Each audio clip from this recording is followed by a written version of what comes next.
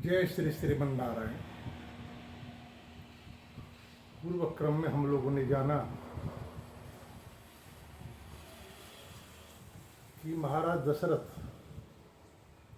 जब अपने मंत्री, आचार्य, पुरोहित, परिजन और स्वजन के साथ बैठकर अपने पुत्रों के विवाह के संबंध में विचार कर रहे थे कि ब्रह्मर्षि विश्वामित्र पधारे। महाराज दशरथ अपने कुल पुरोहित, मंत्री आदि को लेकर उनकी अगवानी किए,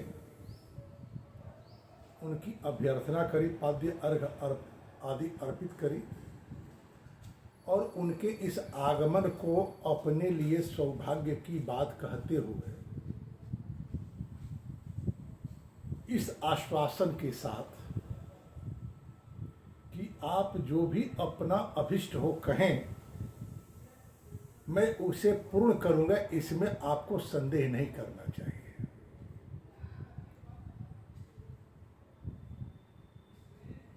महाराज दशरथ के द्वारा आश्वस्त हो ब्रह्मर्षि विश्वामित्र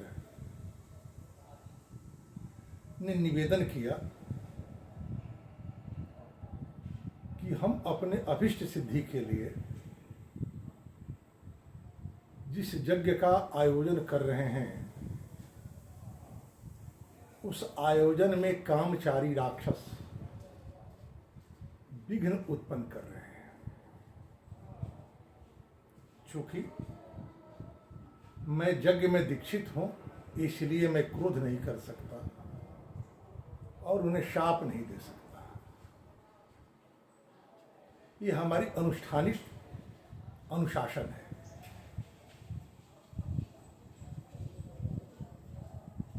इसीलिए अपने आयोजन की पूर्णता हेतु आयोजन स्थल से बक्सर से चलकर अयोध्या तक की यात्रा हमने की है। आप अपने दो पुत्र राम और लक्ष्मण को देते हैं। मैं आपको विश्वास दिलाता हूं कि जो भी हमने शक्ति उत्पन्न और अर्जित की है तपस्या के द्वारा, वो सारे अस्त्र शस्त्र सविधि राम को समर्पित कर देंगे और हमारे तेज से सुरक्षित, हमारे तप से सुरक्षित राम का सामना करने में कोई भी राक्षस सक्षम नहीं होता।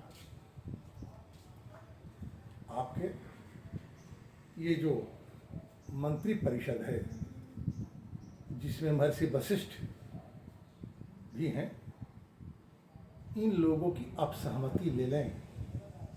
यदि इन लोगों की सहमति हो तो आप मेरी बात मान लें और अपने पुत्र को दे दें।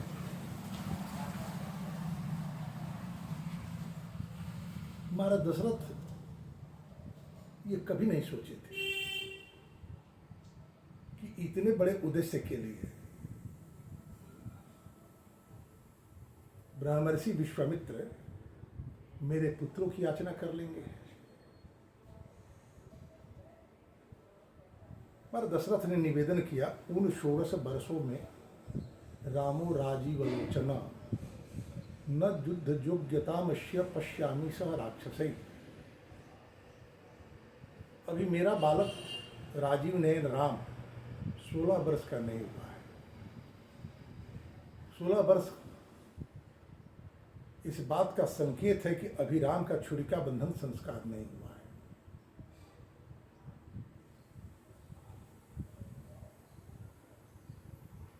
राक्षसों के साथ ये युद्ध करने में अभी सक्षम नहीं हो सकते, जैसा मैं देखता हूं।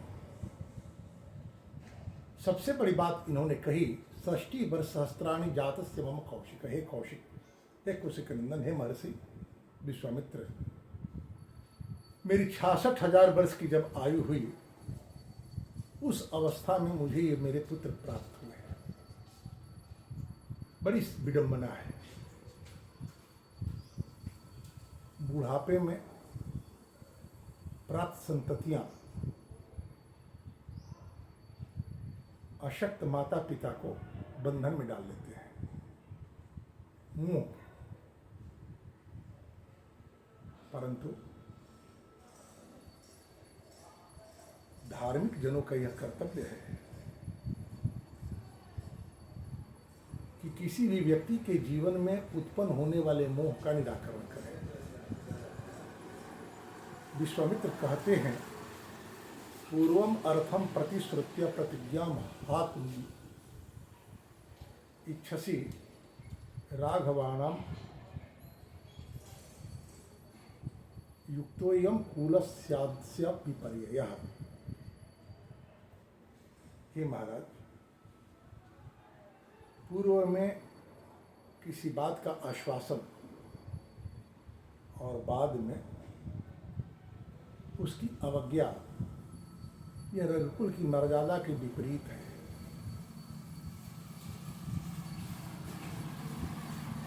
धर्म का सबसे बड़ा लक्षण है कुल परंपरित मर्यादा का उल्लंघन कभी न हो। त्रिषु लोकेषु विख्यातो धर्मात्मा इति राघव, स्वधर्मम प्रतिपद्य स्व नाधर्मम बोधुमर्हसि। आपके वंश की परंपरा, आपके कुल का गौरव तीनों लोक में विख्यात है। आप अपने इस धर्म की अवज्ञा न करें,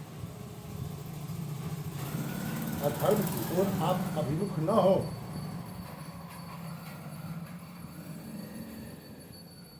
महर्षि वशिष्ठ आगे बढ़ते हैं और कहते हैं,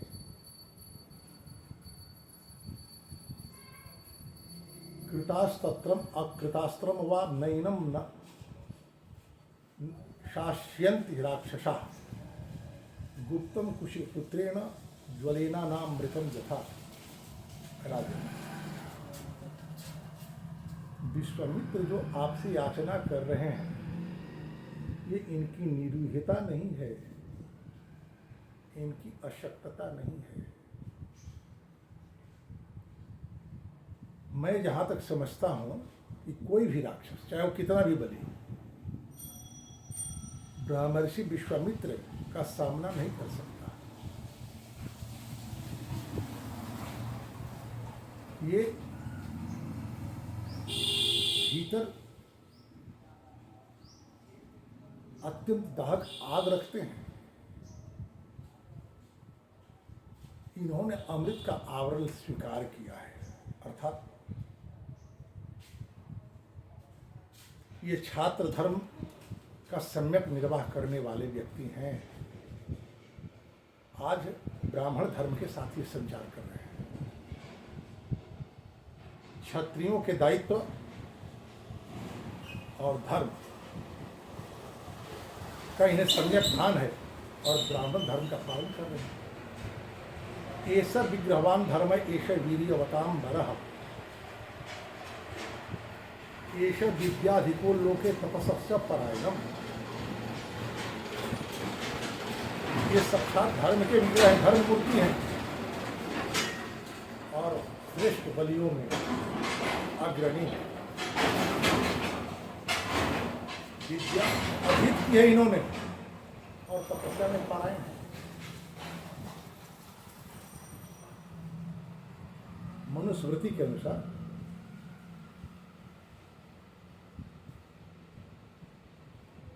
राष्ट्र संस्कृति और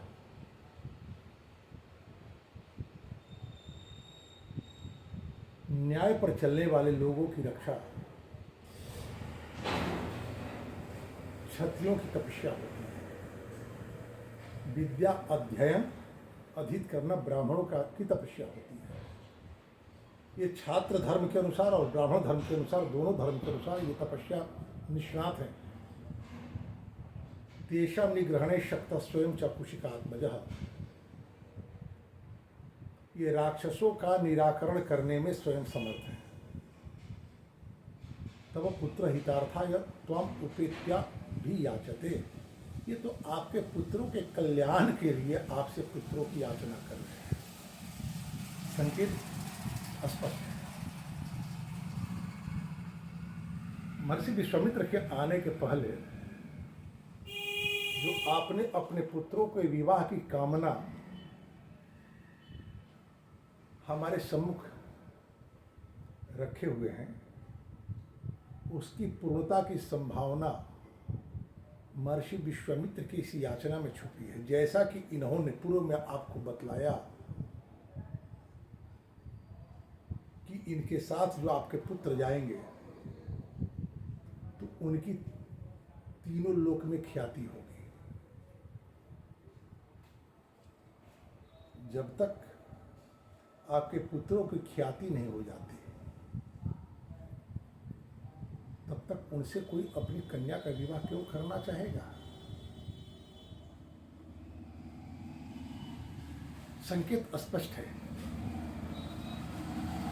महर्षि वशिष्ठ का कि राजन, आपको अपने पुत्रों को महर्षि विश्वामित्र को दे देना चाहिए।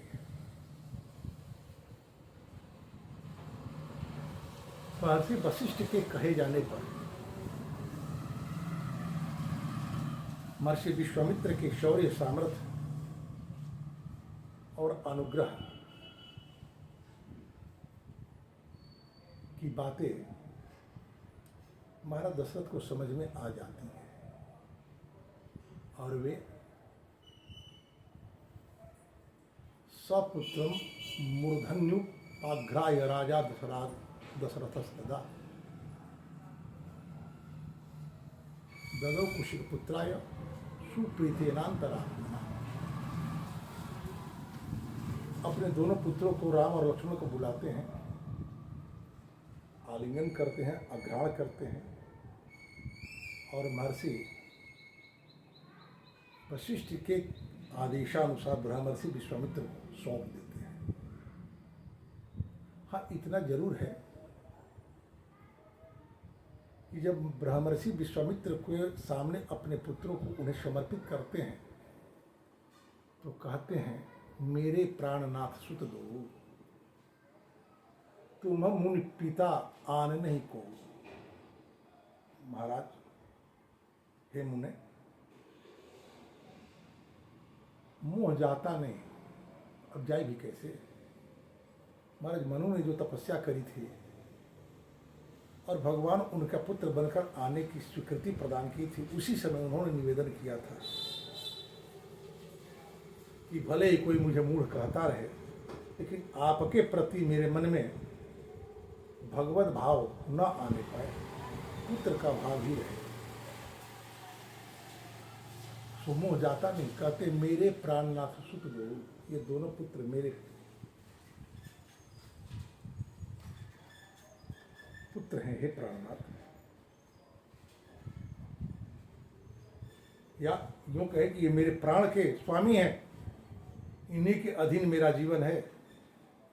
यदि इन्हें कुछ भी हुआ तो मैं जीवित नहीं रहूंगा। तुम मुनि पिता आनने को आज से आप, हे मुनि, इन दोनों के पिता भी हैं, मुनि होने के साथ साथ। अर्थात जैसे एक पिता प्राणपण से अपने पुत्र की रक्षा के लिए प्रयत्न करता है, उसी तरह आप भी प्रयत्न करेंगे और मेरे पुत्रों की रक्षा करेंगे, क्योंकि इन पुत्रों की रक्षा में ही मेरे भी प्राण की रक्षा संभव है। इस तरह राम और लक्ष्मण को दे देते हैं। आगे क्या होता है इसकी चर्चा हम लोग कल करेंगे।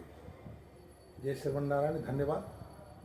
चैनल को सब्सक्राइब करें, लाइक करें, शेयर करें, कमेंट करें, ताकि मेरा उत्साहवर्धन हो और अधिक से अधिक लोगों को इसका लाभ मिल सके। जैसे